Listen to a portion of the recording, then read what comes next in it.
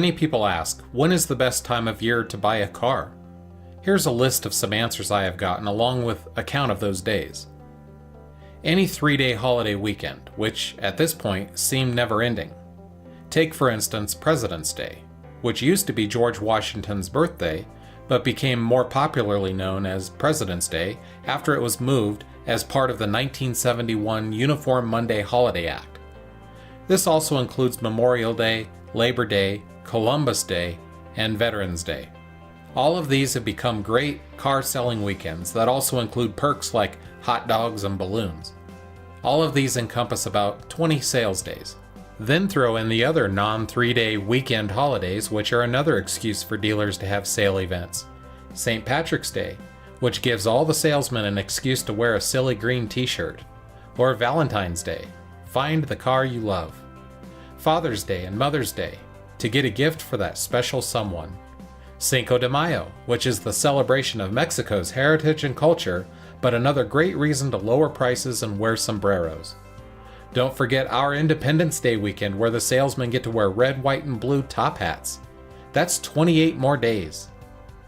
It's a Mardi Gras savings event which could only matter in New Orleans, but the rest of the country seems to like it, and the salesmen get to wear beads. Groundhog Day. If he sees his shadow, it's 6 more weeks of low prices. Armed Forces Day gives us a chance to celebrate the men and women serving our country by giving them an extra $1,000 for their trade. That adds another 16 days to our total. Some of these less popular holidays are still an excellent reason to have a sale and dress the salesman in goofy stuff. These could include Halloween, Arbor Day, Boss's Day, Election Day, Flag Day, Grandparents' Day, Secretary's Day, you get the picture. That's enough for holiday sales. How about end of the month blowouts? Each last about 5 days and there are 12 of them, so tack on 60 additional days. Don't forget the end of the model year sales. With new cars coming in, they must make room. I think the salesmen just wear their regular clothes on those days, but that's good for another 5 days. We also must consider the end of the year when dealers are forced to liquidate inventory or pay hefty taxes. Don't understand that one, but 5 more days of discounts like you've never seen. In all, that's 154 days of potential discounts. That doesn't take into account the boss is out of town, so we're pricing them low, or Moonlight Madness sales where they stay open until midnight. In Colorado, dealerships are closed on Sundays, Thanksgiving, and Christmas. That's 81 days a year. Add that to the 154 sales days, and that's 255 days of 365 days a year. So in theory, there are only about 110 days you can accidentally wander in and pay too much. So what's the real answer to the question? The best time for you or anyone to buy a new or used car or truck is the day you are ready. Some more important and relevant questions to ask may be, have you done your research? Have you driven a few different makes and models to see how comfortable you are behind the wheel? Does the car have enough room for your family, but not so much that you're wasting room? Are you happy with the gas mileage this car gets?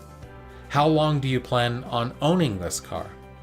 These are the real questions you need to ask prior to purchasing a car. Maybe a better question is, when is the wrong time to buy a car? We have outlined 154 days a year that may be a bad time. Why? Because there is no such thing as a sale.